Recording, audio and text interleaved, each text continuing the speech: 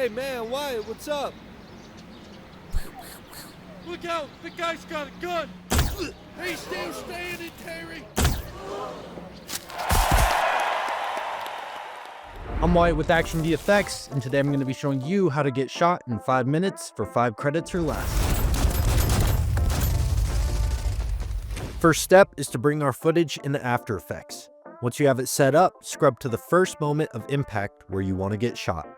Now we're going to spend our first credit on Blood Burst 1 from our Blood Hits collection available at ActionVFX.com. We're going to drag that in, scale and reposition it to where we want. It's a little too slow, so right-click, go up to Time, and enable Time Remapping. With keyframes set at the first and last frame, you're allowed to drag them closer together and trim the fat in order to speed it up. Now we're going to go up to Effect, Blur and Sharpen, and add a directional blur. Angle this in the direction the blood is flying, and then increase the blur length to something you're happy with. On top of that, I add another blur effect, this time being a radial blur. Reposition the center over the center of your asset, change the type to zoom, and again increase the amount, using these two effects in tandem to get the blur you want.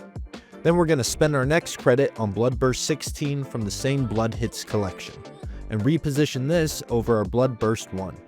Repeat all steps from before, this time adding a levels effect to both of your blood hits. Go up to Effect, Color Correction, and Levels. Playing around with this slider on each asset will allow you to tint them each different shades so that the blood has a bit more depth to it.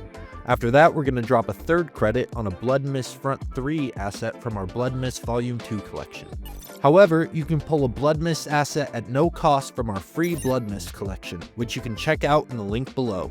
I drag this in, reposition it, make my time remapping adjustments, and then I'm going to hit T on my keyboard to bring up opacity options and bring this down to 62%. For the second gunshot wound, I duplicated my current asset and dragged them up. And then I made slight adjustments to the scale and rotation so it doesn't seem like an immediate duplicate effect. Finally, we're going to drop our last credit on Fabric Squib Hit Front 4 from our Fabric Squib Hit stock footage collection. I'm going to drag it in along with the included matte layer that allows us to separate the wound and shirt in order to adjust their colors individually. We'll drag the pick whip for the track matte of the squib hit up to the matte layer, and by clicking these two boxes, you can adjust what you want to be isolated. Then we'll duplicate these two layers and move them up and readjust the check boxes so that one layer is the bullet hole while the other is the fabric. You may need to do a little masking as well to make sure just the wound is isolated. Then we'll go up to Layer, New, and add a new null object. Then we can shift select all of our fabric squib layers and pick whip their parent and link to the null object. And we'll click here, which will enable everything as a 3D object. Now using rotation and position options on our null object, we can readjust everything to line up where we want it on our shirt. Next, on the fabric layer, we'll go up to Effect, Color Correction, and add a Hue and Saturation effect. We'll check Colorize and drag this to adjust the color of the fabric. Then, with the wound layer selected, we'll add a levels effect and drag the RGB slider in order to achieve the brightness we want. Double check that this is all underneath your blood layer, and then line up the first frame and readjust the positioning so it all lines up. Now the issue is nothing is tracked in. To fix this, we're going to create another null object, and then with our base footage selected, go up to Animation and track in Boris FX Mocha. Open Mocha and using the pen tool, draw around where you want to track. Analyze either forwards or backwards and make adjustments where needed. Then save your data. Exit out and go back into Premiere, create track data, set the target to your newest null object, and hit apply.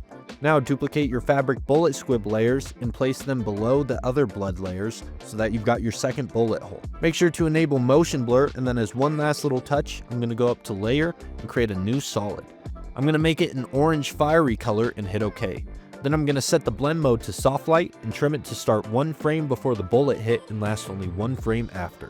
Then I'll adjust the opacity so it's not as harsh and click the stopwatch to allow me to enable it to decrease over the next 2 frames.